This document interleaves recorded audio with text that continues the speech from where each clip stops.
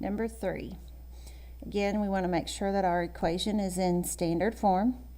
And it is. We have ax squared plus bx minus c, or plus c. So this is in standard form. Everything's on one side. So our first step is to take c, which is negative 3, and scoot it over. So x squared plus 10x. We're going to make a spot in front of that minus 3 and behind it. And then again, remember to figure out what goes there. We're going to take half of b, which is 10, and half of 10 is 5. And then we're going to square 5, and that gives me 25. So we're going to put 25 here and negative 25 here.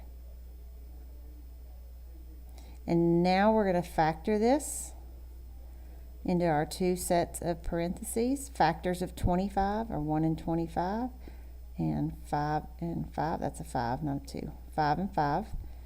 And 5 plus 5 gives us 10.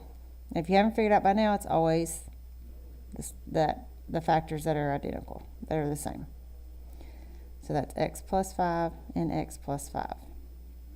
And then when we calculate this, negative 3 minus 25 is negative 28. And then we can combine them together and square it, and we have our vertex form. So this is our answer for vertex form. Now, before we answer these, remember we're going to go through and write what A, H, and K are. And I know it's not on there, and some of you aren't going to do that, but it will help you answer these questions. A is in front of the parentheses. H is the opposite. So the opposite would be negative 5, and K is negative 28. So the vertex, remember, is HK. So whatever you got for H and K, we're just going to rewrite that right here. Your axis of symmetry is always x equals h. So x equals negative 5. The domain is always all real numbers. You can use the symbol or you can write it out. And then range is your y values.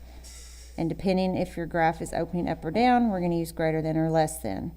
So since A is 1, my graph is opening up.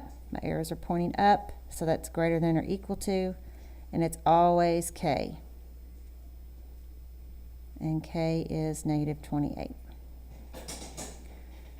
Okay, now we're ready to solve. So I'm going to take what I put for vertex form and I'm going to rewrite it down here.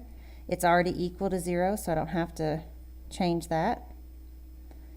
And we're going to add 28 to move it. So that gives me x plus 5 squared equals 28. And now we're ready to take the square root. And remember, these will cancel each other out. So we're left with x plus 5 equals 28. Is not a perfect square, so we're going to leave it plus or minus the square root of 28. And then our final step is to move the 5. And by doing that, we subtract it. So we're going to put it right in front of the plus or minus. Don't put it at the end.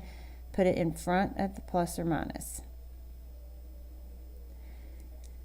Now to plug this in your calculator. Oops, I'm sorry. To put it in your calculator, we're going to put negative 5 plus, and then you hit second, and then your x squared, and 28. So that gives me, rounding to the nearest hundredth, so 0.29. And then I can do it again, and remember we can hit second enter, and it pops it the same thing back up, and we can scroll back and change it to a minus sign. And so that gives me negative 10.29. So these are our two solutions.